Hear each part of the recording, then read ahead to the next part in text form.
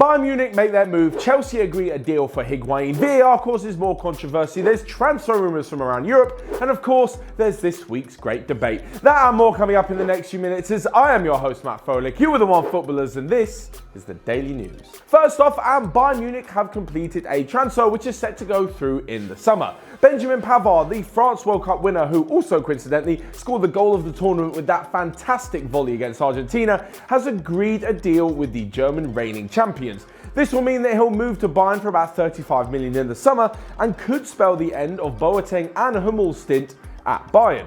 But will they actually be moving on? At the moment, I can see Hummels being the one more likely to move instead of Boateng, but come the summer, if both of them are looking out of form, they could well be shifted on. This will mean that Bayern will have to go back into the market for another centre-back, but it looks like they'll have no problem attracting players from the rest of the Bundesliga.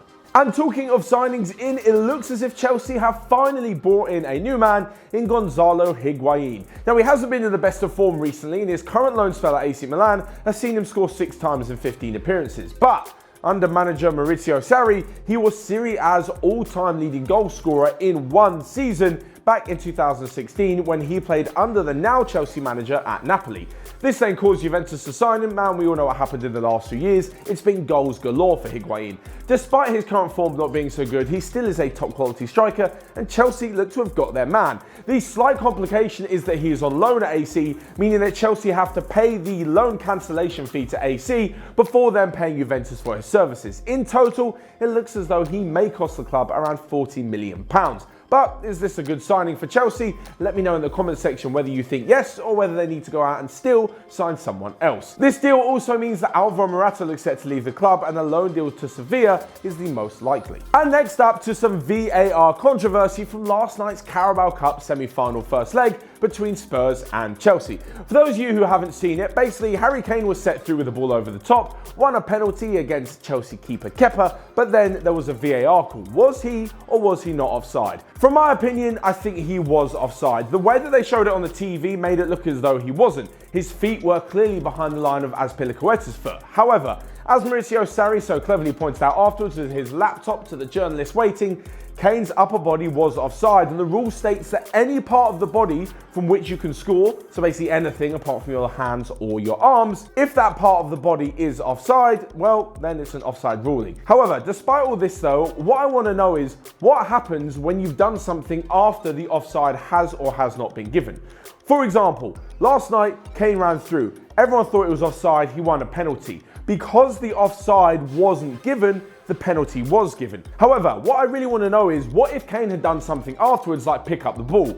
Would it have still been a red card? The reason I ask, because if you think about it, the VAR decision about the offside came first, before the penalty decision. So if the same thing had happened, the referee's assistant flagged for offside, which he did, and Kane picked up the ball and went, damn, I'm offside, the ref called it, would the ref say, hold on, I'm looking at VAR, turns out you were onside, and because you picked up the ball, blatant handball, red card? Obviously that's a bit extreme, but I want to know what would happen. Does technically the next phase of play not count? Because then the penalty decision wouldn't have counted either. That may sound a bit confusing, but if you do get it, let me know in the comment section below what you think. And next to a bit of transfer news, well, some transfer rumours from around Europe, including signings in, transfers going out, and some new contract deals. Manchester United have renewed their interest in Inter Milan's winger Ivan Perisic. Barcelona are still open to the idea of selling Malcolm. Everton are chasing Porto's Algerian winger Yassine Brahimi, and Pep Guardiola has said that he plans to open contract talks with club captain Vincent Kompany, whose deal expires in the summer. And lastly but not least, we come to this week's great debate, where the best of our newsroom put together an interesting question for you guys to answer. Of course, you can check out the Onefootball app to find out all of their answers and mine in there, but for sharing with you in this video, the question is, which rule would you change in football? Now, obviously there's a lot to be said for retrospective bans for diving. However, for me, the one rule that I'd change is that injury time is counted separately. Now, hold on a minute whilst I try to explain this to you.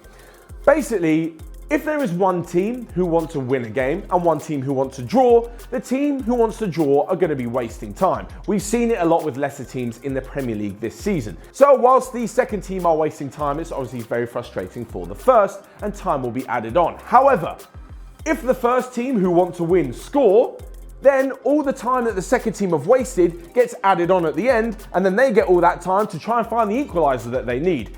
If they wasted the time originally, they don't get it back at the end, hence why it should be counted separately. If you were the ones wasting time and all of a sudden it turns around you need it, well, tough luck. You shouldn't have wasted it in the first place. Of course, let me know which rule you would change down below, and let me know everything you think on today's daily news. The VAR controversy, Chelsea signing AC Milan star Gonzalo Higuain, and Benjamin Pavard agreeing to move to Bayern Munich. As well as this, you can also check out the community tab where yesterday we posted a question asking for all of your transfer rumours ahead of our next transfer Q&A on Friday. Whilst you're doing all that, you can also hit the like button and check out here, anywhere on the screen for the latest videos on Onefootball. But until next time, I will see you guys later.